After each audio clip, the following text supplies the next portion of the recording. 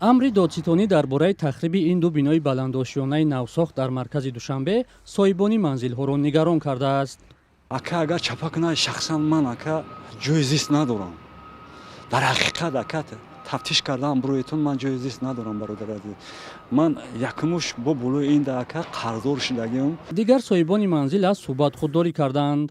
Пулиси Душанбе рӯзи 13 октябр дар саҳифаи фейсбукии худ хабар дод, ки ин ду бино дар хиёбони Рӯдакӣ ноҳияи Шоҳмансур худсарона ва бо роҳи омода намудани санадҳои сохта бунёд шудаанд. бархе аз сокинони дигар дар суҳбатҳои бидуни сабт ба мо гуфтанд, ки чӣ гуна бо гузашти бештар аз 1 соли зисташон дар ин бино масъалаи ғайриқонунӣ будани он ё ба таври ғайриқонунӣ сохтани он ба миён гузошта мешавад.